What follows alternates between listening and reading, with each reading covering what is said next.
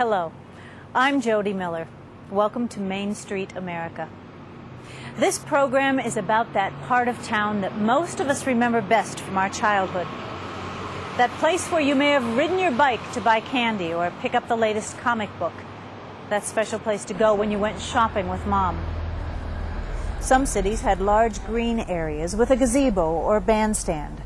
Others were centered around retail or entertainment, such as a large theater or restaurant. But no matter how different these cities may have looked, they all shared one thing in common. Going downtown, down to Main Street, was important to everyone, both adults and children. I think it's because we have a physiologically based desire for community, and it's founded in the biology of human beings as a species. We're a gregarious species. We naturally seek out the company of our own kind, and there's a need to collect as a community and to share activities, experiences, ideas, learn from each other. And I think that the making of it downtown as a place for the public stage of that sort of interaction between people is simply answering to a basic biological need of human beings. During the past 40 years, however, main streets across the country became better known for decrepit buildings, homeless people, crime, and neglect than for being the important commercial and social hubs they had been prior to World War II. But now, instead of walking away from these undesirable aspects of downtowns, we're starting to see collaborations of city officials, community-minded residents, and public and private sectors of our societies, fighting to take back their main streets, recreating those streets as an integral part of their cities. But is this fight realistic? What does a strong Main Street area mean to a city and its residents? And how does a city justify the special financing packages and tax incentives that are now being used to attract new development?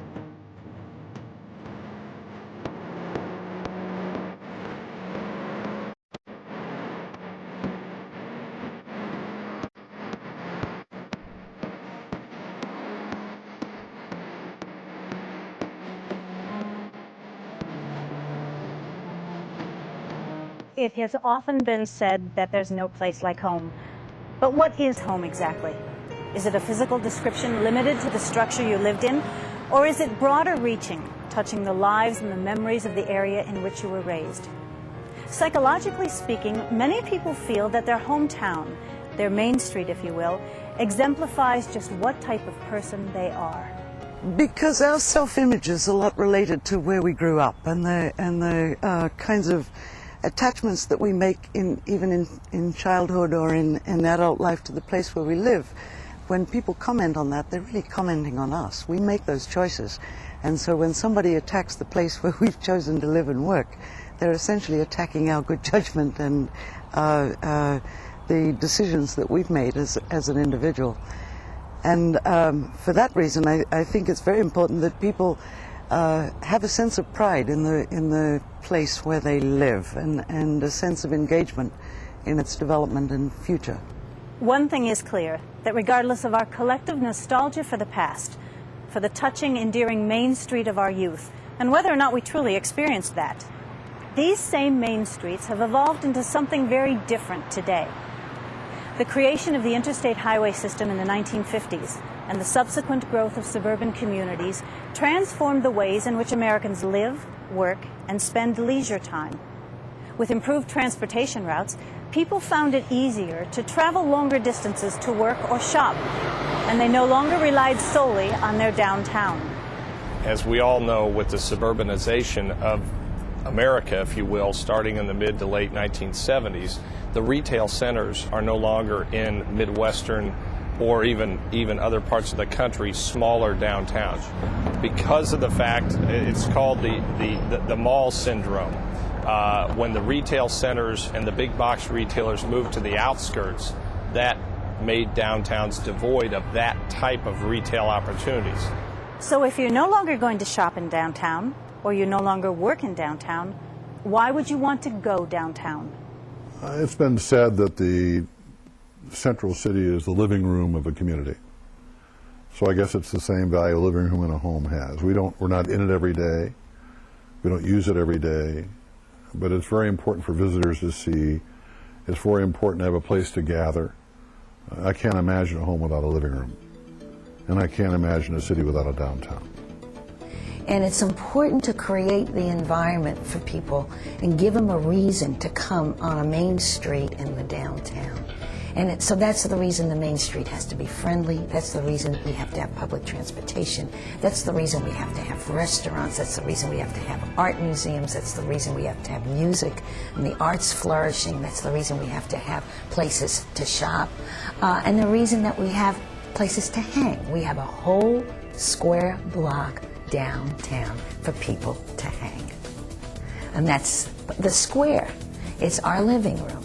And so to make people think about the main street as their home, you have to provide them a place to live. And the living room and the square is a place for people to meet, for people to recreate, for people to listen to opera, to music, to have fairs. And that's why we honor the downtown and understand the importance of the downtown. But how do you reclaim your downtown? Beginning in the 60s, a majority of main streets across the country were in some form of decline, mostly prompted by urban sprawl. Other issues complicated the decline, leaving many cities on the edge of existence.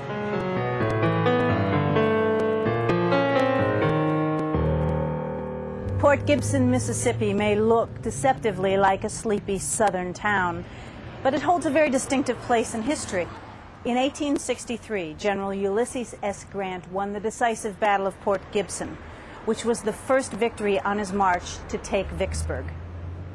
It was 100 years later, in the 1960s, during the time of the Civil Rights strife, that blacks in this community, who outnumbered the whites by a more than 3-to-1 majority, organized a massive voter registration campaign. They also organized an economic boycott of the white merchants here on Main Street. And it was a boycott that lasted 10 years and resulted in a landmark U.S. Supreme Court decision affirming the right of economic boycott in terms of a peaceful protest. But that economic boycott left this community devastated. The boycott here was really over more social issues. It was being addressed with titles rather than boy or uncle or auntie, which was the accepted manner. It was being waited on in turn rather than any white being waited on before a black. It was having jobs other than the janitor. And it came to a head over those issues. There's no good and bad side to it. Both sides made mistakes. It's unfortunate that it happened, but it happened for a good reason.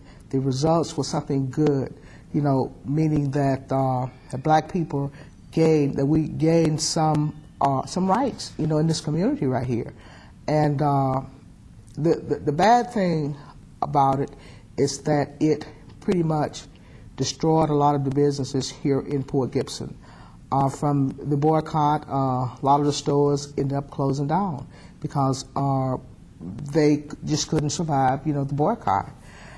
But since then, we went probably about another 10 years after the boycott, and nothing really happened, Nobody talked to anybody, nothing happened. You just had the black community and the white community. But Port Gibson had more than just an economic boycott to overcome. This little town of 1,800 residents was located in the Deep South, and they had to struggle with long-standing racial issues. In our own innocence, I guess, at that particular time, we didn't realize that the blacks were going in one door, we went in another door. That we sat in the bottom of the theater, they sat in the top, until on a Saturday afternoon when you were throwing popcorn and all back and forth, and you didn't know why they had the advantage. Our community had went through a lot of transition. You cannot factor in the civil rights involvement in this community, right? So there was some serious turmoils in the 60s, and I guess the results of all what happened in the 60s could be visualized and seen in our downtown area. I mean, there was no communication between black folks and white folks in this community about just what was happening.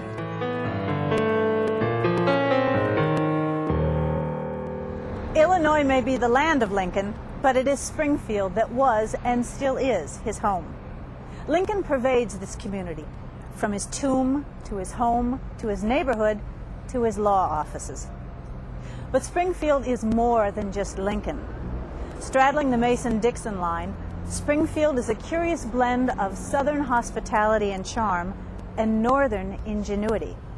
And while there is no street in this community named Main, one of America's main streets, historic Route 66, bisects this town.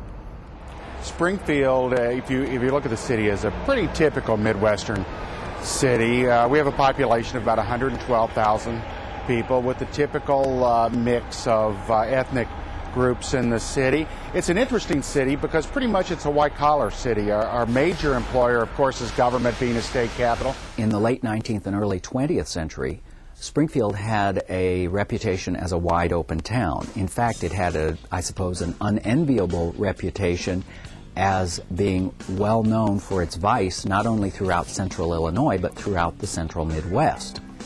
It was a true visiting fireman's place. People came for excitement of all kinds, and not just to see the Capitol building and the Lincoln sites, but our gambling, vice, and prostitution flourished. The central part of Illinois is sometimes referred to as, the northernmost reach of the Mason-Dixon line. Race relations have been at the best mixed and uncomfortable in this community. At their worst, they erupted in things like the Springfield race riot of 1908, which was a national scandal, not only because it was a terrible and brutal event in which people were killed, but also, and I think the thing that caught the public's imagination was imagining Abraham Lincoln's hometown as a wonderful paradise of race relations when it was anything but.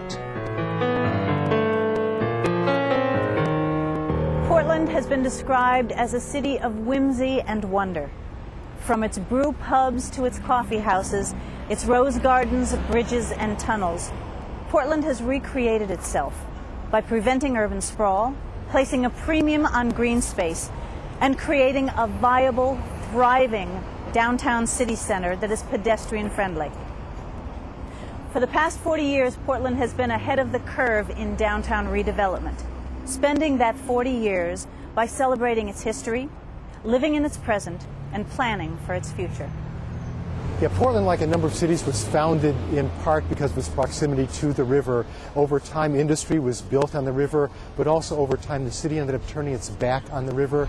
Jody, when I came here in 1972, just about 6 blocks from here on the Willamette River, there were log booms tied up on the Willamette. This was a backwater lumber town that had been that way for a long, long time. This downtown is 40 or 50 years in the making. Like many American cities, it was experiencing flight not only of people from downtown, but businesses downtown, retailers downtown. There was a fear that automobile traffic was congesting the downtown. There was a very high pollution rate downtown. Parking garages were prohibited. So we basically bottomed out and recognized that we could either continue to float mired in the bottom or we could rise up. Situated within the shadow of Cleveland, the city of Akron has often struggled to carve out its own identity. The digging of the Ohio and Erie Canal laid the seeds for Akron to become an industrial trading center. Bring on the vulcanization of rubber and Dr. Benjamin Franklin Goodrich in 1870, and Akron's reputation was laid to be the rubber capital of the world. Akron is Ohio's 5th largest city and home to 211,000 people. It is the site of Sojourner Truth's Ain't I a Woman speech. It is the birthplace of Alcoholics Anonymous, and it is the home to the All-American Soapbox Derby and the National Inventors Hall of Fame. Akron is in the process of reinventing itself, using its rubber industry history as the foundation for the high-tech polymer field. It was named by Newsweek in 2001 as one of the top 10 new technology cities of the future. 40 years ago, Akron was booming because of World War II. It had an incredible amount of heavy-duty war work in its major factories. All of the important rubber companies, Goodrich, Firestone, Goodyear, General, some of the lesser-known smaller companies, converted immediately when the war broke out and even before into war work. And they had to hire very large numbers of new employees because most of the young men were going off to war. Like many other Midwestern industrial towns, Akron quickly fell victim to the Rust Belt syndrome. In the late 1950s, Quaker Oats closed its downtown plant and offices. And in short order, much the same thing happened with Goodrich, Firestone, and General Tire, 3 of the 4 largest rubber companies in the world at one time, who, along with Goodyear, were all headquartered in Akron. A highly unionized workforce, inefficient plants, and inducements from other communities, all willing to build state-of-the-art facilities, led to an exodus from the city on the summit. 10 years ago, all the department stores were closed. They were boarded up. After 4:45, downtown was closed. There was nobody going back downtown. Maybe even at night you see a tumbleweed rolling down the middle of Main Street. So it was pretty dead. I'm a funeral director, and I know what dead is, and downtown Akron was dead. These cities have all had to struggle with a multitude of problems simply to survive. From racial issues in Port Gibson, Mississippi, to economic problems in Akron, Ohio, to urban sprawl in Springfield, Illinois, and to the many issues facing Portland, Oregon, all of these cities needed help. Recognizing that need isn't always easy. Addressing it can even be harder. The hardest part of revitalizing a city is helping a community see what the opportunities are and see what the obstacles are. There is a very strong tendency in the U.S. To believe that the answer to problems can be bought. That the way to revitalize a downtown is to bring in a convention center, a festival marketplace, a ballpark, whatever the big project du jour may happen to be. Whatever the next big city over just did, everybody seems to think if they do that, it's going to work there too. And that's not really a solution. That's not thinking through what really is best for this community. That's the hardest thing of all. So across our country, we had communities that watched their downtowns deteriorate, and they didn't know why it was happening. They saw growing high vacancy rates, and they saw some of their key historic downtown buildings, their landmarks of everyday life, disappearing, either falling apart, decaying, or simply being torn down. There were some communities who turned to the National Trust for Historic Preservation for help. One of the classic problems they found would be that a community would invest a lot of money in physical improvements and rehabbing the buildings. But what happens when you rehab the buildings and putting money into them is that it drives the rent structure up. And if the small businesses there haven't figured out how to expand their sales, haven't become stronger, they go belly up. And that had happened in countless communities across the country in the mid-'70s and early '80s. So the Trust put together in its demonstration project, which it called the Main Street Project, a methodology that is, in essence, just codified common sense. We call it the Main Street approach. It involves simultaneous work in 4 broad areas. Design, which involves all the physical aspects of the district. Organization, which involves building strong partnerships between all the different organizations and entities in a community that have some role to play in the revitalization process. Promotion, which is the marketing component, and economic restructuring, which involves finding new opportunities that might exist for the district that have been overlooked. The Main Street organization, as well as other organizations that have been created to assist communities with the revitalization process, has collected a great deal of data, both anecdotally and quantitatively. That data details the kinds of results a community can expect and the kinds of approaches it can take to solve the different sorts of problems. But the one thing these organizations cannot do is to step in and do the work for the community. The challenge is getting the community to help itself. We drove to the Main Street meeting in Virginia, and after going there, we were exposed to what Main Street was all about and how the downtown area played a major part in communities growing. And it sparked our attention because those are some of the things that the 3 of us have been talking about doing in this community for a long time. I was president of the chamber at the time, and they called and said they wanted to talk to me, and they talked about Main Street, and I said, well, this sounds wonderful. Come on over. So we discussed it, and I said, I'm with you. I want to promote this, and I have ways of getting it started already just flashing through my mind. But why did you come to me? What did you want me to do? And they both had this startled look on their face, and they said, well, it needs to be sponsored by the city, and said, you know, you are the mayor's wife. When we brought Main Street here, right, some of the philosophical, I guess, positions of the Main Street had to be tweaked to fit our community, if you will, all right? I mean, like, you know, they were like bricks and mortar, if you will, okay, which is good. No problem with preserving our buildings. Bricks and mortar is important because we also wanted to bring in the human element, okay, of the Main Street process, right? And that is use the Main Street model to start, again, and it's so important, to start dialogue, okay, to bring people together, okay? I mean, we had never been in social settings together just to talk about those things that we know is in the best interest of our community. That's what Main Street did. That dialogue started, okay? And I think that was good. This would be organized on a ground roots level with everybody. So many times in the South, the white people will organize, and then they wonder why they can't get the black people to cooperate with them. Well, this one was not done that way. It was the ground roots, and we all came together, and nobody was left out. And we originally decided it would not just be people that own property downtown, it would incorporate the whole county, the county of Claiborne. And I think that is one of the main reasons that we were successful. We left out no one. Some communities, like Springfield, Illinois, began with the Main Street approach, and then they customized it by creating their own organization specifically focused on the downtown revitalization effort. And we had everything you'd expect to have in a downtown: big department stores and shoe stores and drugstores and everything that a traditional downtown had in the 70s and before.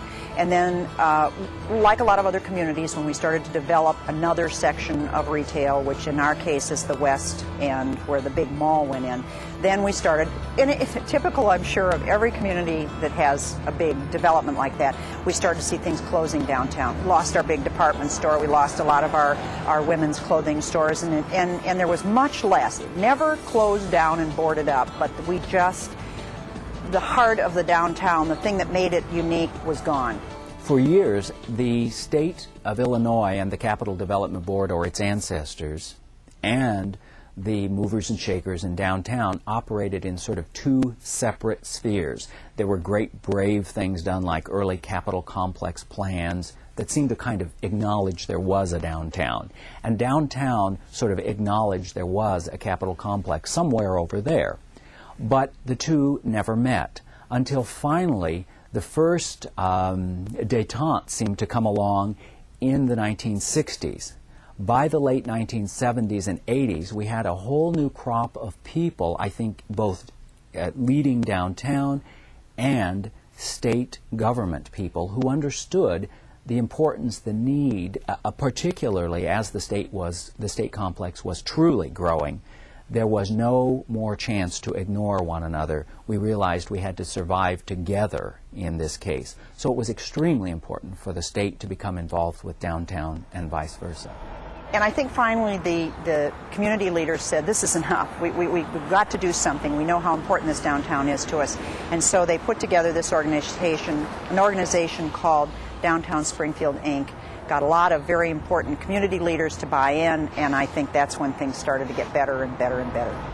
Other cities chose to go it alone, pulling together their people and their resources to address the deteriorating situation they saw not only in their own downtown, but across the country, and to define a process to protect their Main Street. If you looked at what was happening in urban renewal in almost any other country, you can take your Ohio cities as well as other cities, there was a great escape. Portland was experiencing that also. We had malls being built on the edge of cities. We had middle-class flight from the cities that was creating a decaying environment. And a commitment was made in the 70s by the city's leadership on the private side and public side to bring people downtown, particularly people who had expendable income and had resources to shop downtown and to work downtown. And a lot of problems seem to be coming to a head at one time, really forced the city, the leadership and the citizens to really take a look at trying to solve those comprehensively. And there's a planning process that went on from about 1970 to 1972 that's taken on sort of mythic proportions in Portland.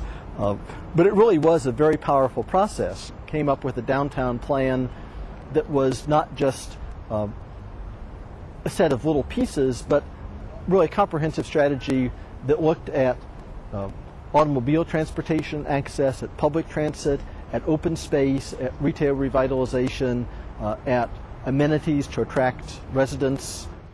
Cities either experience tremendous growth and spread out into the suburbs and beyond, or they lose population and just die.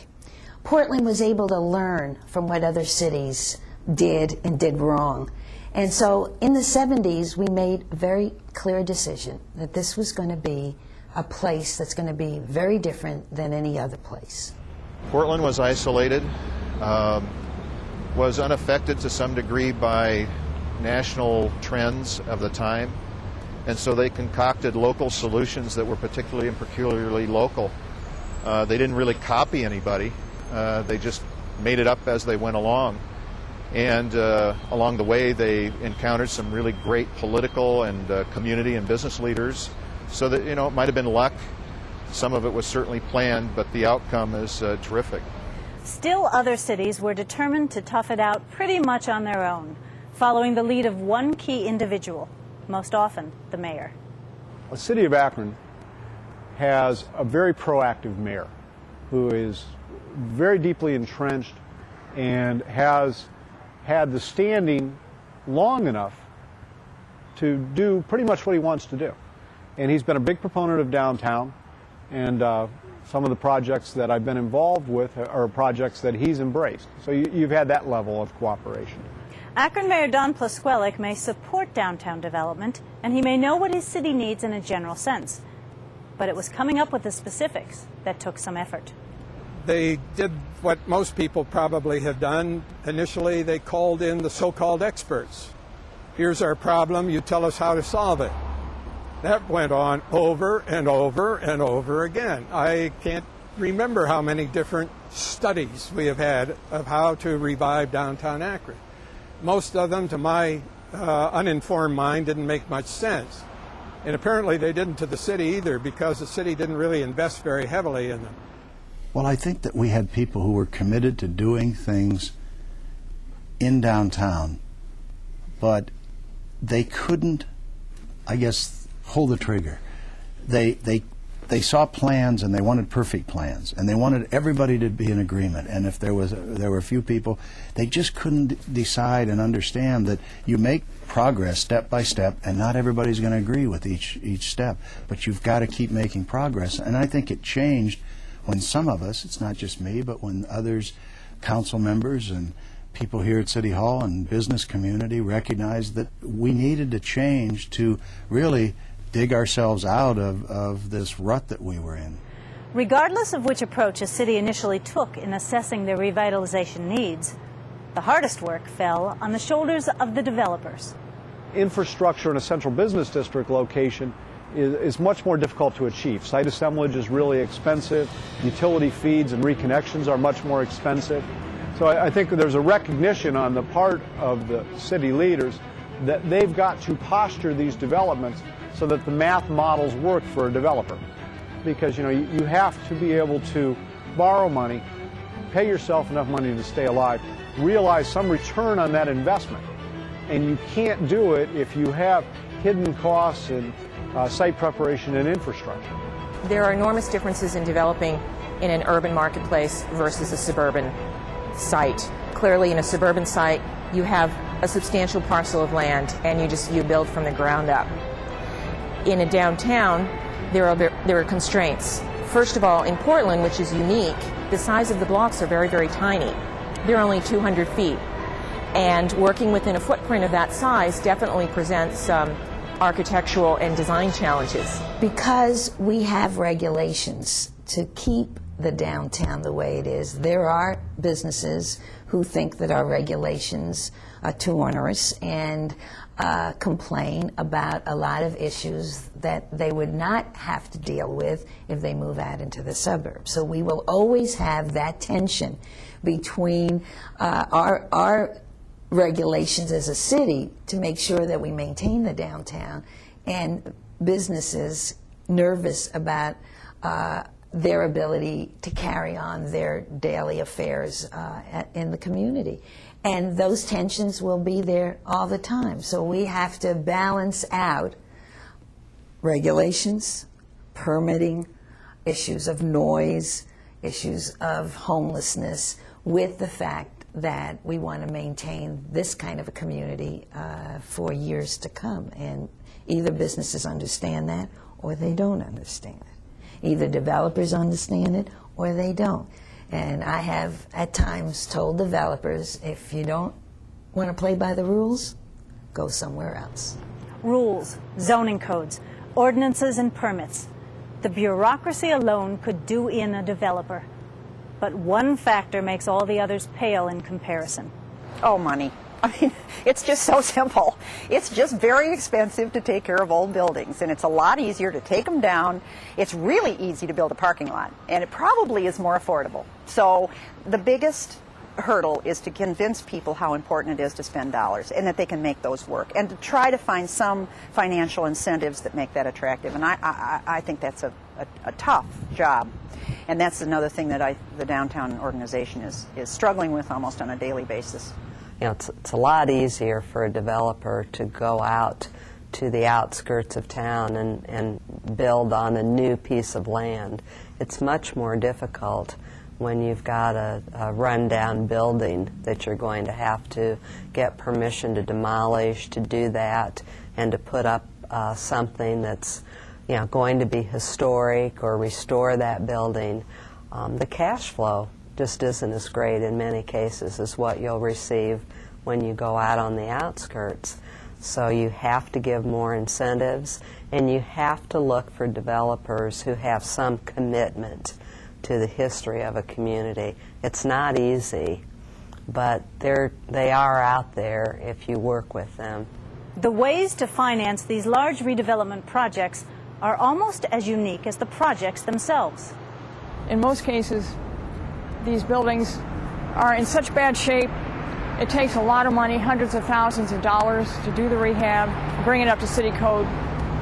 So the strategy is to buy buildings that are in terrible shape, because you have to redo all the mechanical stuff anyway to meet city codes. So even though they might be functioning, you've got to rip it all out. You pay to buy, you pay money to acquire it, then you pay more money to rip it out, then you pay more money to replace it. So the worse shape the building is in, the more it warms the cockles of my heart and pocketbook. But no, it's a tremendous outlay of money, but with the city's help, and now we've got historic tax credits. If we can landmark, if the buildings are landmarkable, we get, now this is from the National Trust, the IRS allows 20% cost of the construction rehab to be used as a tax credit, and you can sell the tax credits. So that puts equity into the deal. We'll provide a low-interest loan for up to half of the cost of a residential rehabilitation. The other thing that we try to work with very strongly is to just keep the feeling and the fabric of what this downtown's all about. So we provide assistance, both as grants and loans, for people in this area that want to redo their facade. And what we're doing in that regard, frankly, is the city's buying the facade. We buy an easement on the facade. The property owner promises to keep the facade up. We buy the facade, take it to our Historic Sites Commission. They approve the design, and at that point, the facade can't be changed unless our Historic Sites Commission approves the change in the facade. We don't have a sales tax. There's some of us who wish we did, because that would balance out the equation a bit. A lot of the money for downtown comes from a few different sources. The primary one is tax increment financing, which comes from within our urban renewal districts. We have 10 of those, and the simple approach to urban renewal is that you create a geographic area, you capture the normal property tax within that area, and then you reinvest it in that area for projects that meet public purposes.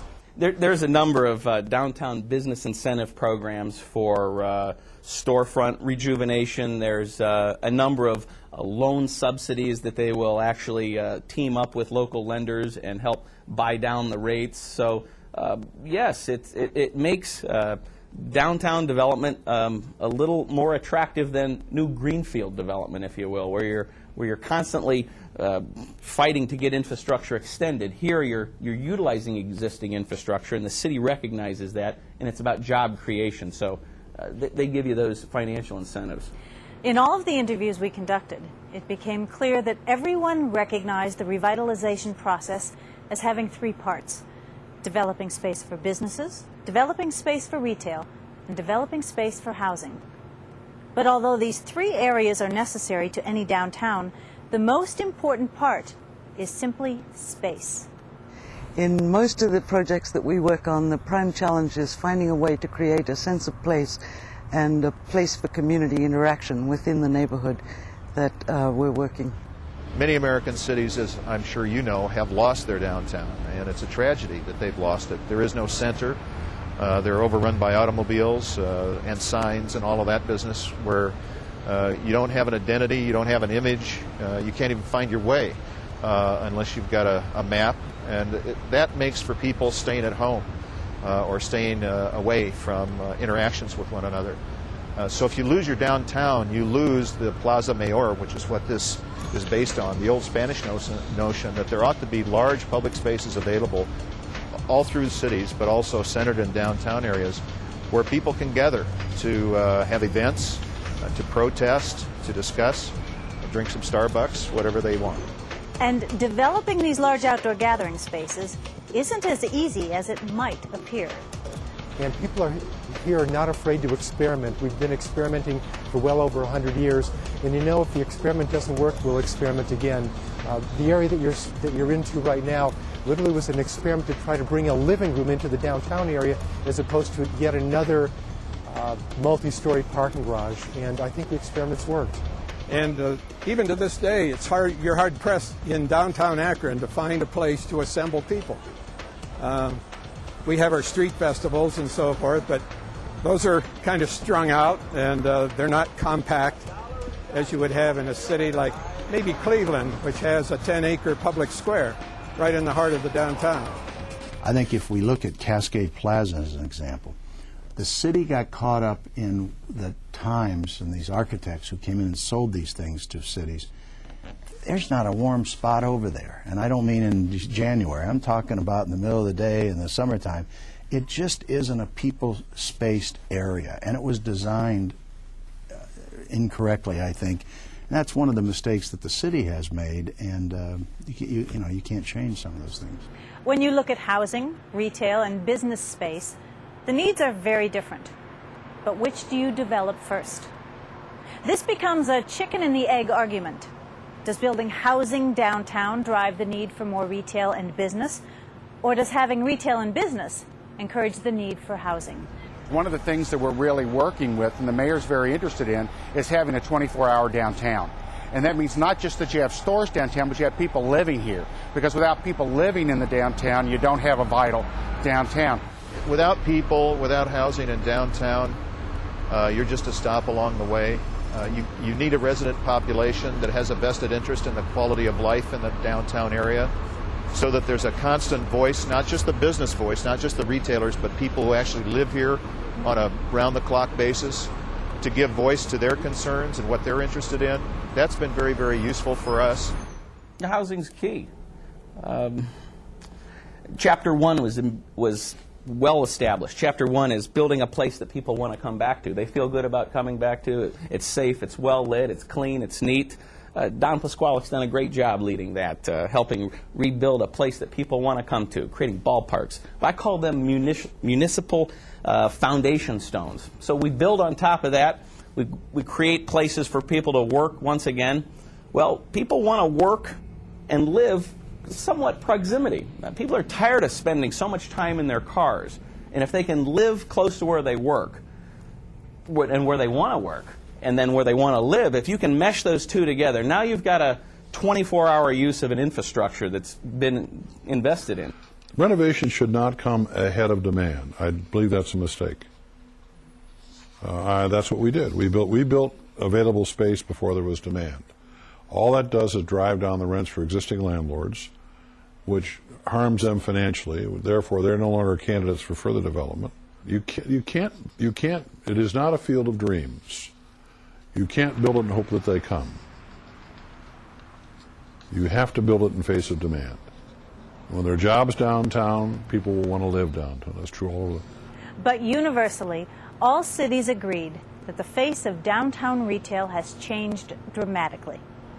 The street shots that you've made here show specialty retailing, which sets you apart from big box retailers or even department store retailers with niche type marketing strategies. They're looking for a special niche. You know, we are not chains. We're not what works in the mini mall on the west side of town. We're very niche oriented, very specialty. It's very specialized, very unique. I don't think we'll ever be a retail center. It's so much easier for people to run up the highway to Walmart.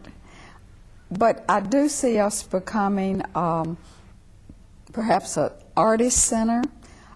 We have Cultural Crossroads, who already brings that element to downtown, and I think building on that to have artisans in here, hopefully some antique shops. I think we can find our niche. Yeah, retail is always going to be a very competitive environment. Downtown retail fits into that mode. It's always competing with suburban shopping centers. We try to make it as unique as possible, and what we've done downtown is interspersed our national retailers with very unique, one-of-a-kind independent retailers. And from that perspective, Portland has been a very blessed community. Many cities have gone after very aggressively national retailers, and they've ignored or abandoned their local independent retailers. We try very hard to foster and encourage a rich mix of the two, and to a large extent we've been very successful. But one area that all cities admit to being less than totally successful involves historic buildings. Many of the people with whom we spoke cite examples of how they initially approached the revitalization process on the premise of tear down and rebuild, and how to this day they regret many of those decisions. Let's talk a little bit about the historic buildings. Most of the downtowns have ripped down their beautiful buildings. They were old, they needed major renovation, seismic codes were being developed, required a lot of resources to redevelop them. We did that too, until somebody turned around and said, if we don't stop this, there'll be no history left. You've got to honor the history of a place. And we finally made a decision. This has to stop, and began providing tax incentives for owners of the buildings, freezing property taxes. We went to the legislature, asked for some assistance to begin to help them renovate the buildings.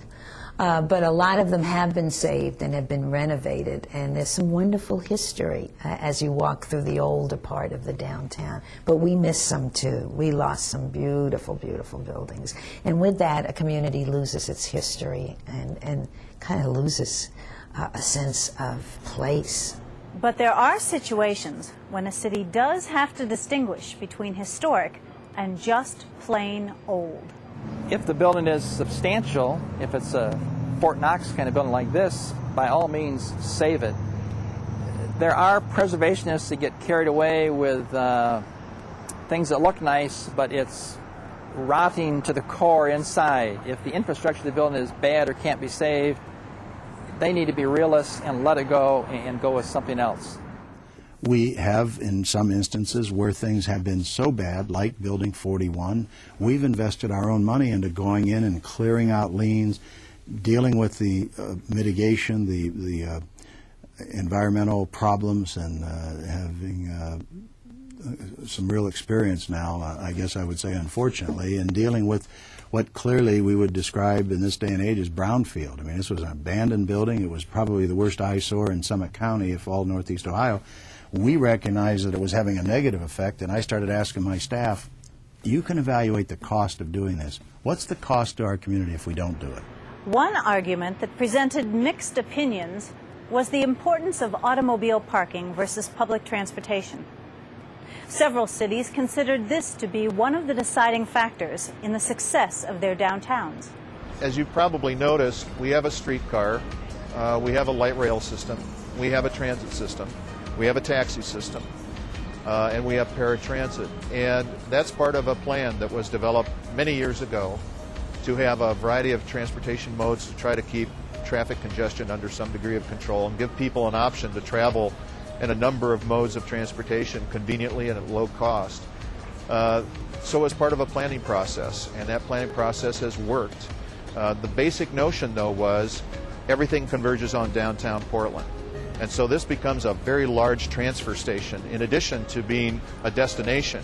Well, actually, it's still a pretty unique city. I mean, it's not a real large city, and we're never going to be in New York or anything like that. It'd have to have just real, massive transit systems. But mass transit has a position here, especially when you get more people living downtown and more people feeling that they don't need a car to get around. So I don't know if we'll ever be like that. I still think that we're still going to probably be a town that people still want to have a car because they can go out to the suburbs and go other places. But I think that it still has a role to play, and we just need to kind of define what that role is. We learned that if you surrender to the car, you're never going to make it, plain and simple. Because all the problems that have been identified with many major American cities have been problems that are directly focused on the automobile. So we learned that the pedestrian is the most important quality for a city. Portland even went so far as to remove a 6-lane expressway that ran between the city and its river. As part of their revitalization process, they turned the land into a waterfront park. Traffic engineers had one set of ideas, which was to keep it, of course, and a group of citizens had another set of ideas. And that kind of grassroots activism really helped to make Waterfront Park a reality. But all these things we've heard about, financial incentives for developers, new housing, niche retail, and mass transit, each of them cost these cities money. Money that could perhaps be better spent elsewhere. Well, to be honest, we finance it through our tax increment finance district. We spend very little what we call our corporate fund money on revitalization of the downtown. We use federal money, which can be used for certain projects. But you were right. If we had to finance it from the city's general taxes, it would probably be put on the back burner. And that's why it's so important that cities be very, very creative in coming up with funding sources that aren't taking away from their police and fire and public works departments. It's a way of bringing the citizens of this community together. The money is well spent. I do. And that's the reason that I could tell anybody that we don't waste money when we spend money on Main Street. It's something that's going to help to survive. That's going to help the survival of our community. If we want to be able to get to the next level, we have to all work with each other. That's black and white people working together. The only way you can accomplish anything, you've got to have cooperation from everyone. Downtown redevelopment does seem to have its upside, both economically and socially, to a community. But to take advantage of this potential, you need citywide cooperation and focus. We work very closely. It was the city and the county who really said this is something that we want. We want to give the property owner and the businesses a voice in what we're doing. We want to develop those partnerships. And so that partnership in our name is really what we're about. In any relationship, you never see eye to eye on what needs to be done. But what we have is the ability to sit down and discuss and come to an agreement on issues. And really, they're both very willing to be a partner in what we're doing. That is the reason that I say that our community really works. We work with each other. That city, county, of course you have your problems between city and county government because the county think they big stuff and we think we big stuff, but we have to find a way to work together for the betterment of our community. And when I say our community, I'm talking about Claiborne County and the city of Port Gibson. If they think it's a short-term process, that's an absolute guaranteed recipe for failure. Because managing a downtown is like managing a shopping mall in a lot of ways, only it's more complicated. When a shopping mall is built and fully leased up, they don't fire their leasing staff and their marketing staff or their maintenance staff, because all those things are going to need to continue. And the same thing is true with the downtown. It needs ongoing, professional, permanent, long-term management. And a lot of communities forget that that needs to happen. In addition, not all investments work as well as the investor would have hoped. And these investments don't always encourage additional investments. So I began making some investments in downtown. I would be less than honest if I did not say that in a more sane moment I would not have done that. Why? Because the investments have not worked out. In fact, they have been probably the poorest investments I ever made, for a variety of reasons. There's a whole bunch of things going on in our society that dictate against successful downtown investment. And no one thing has done it. But it begins with, we work differently.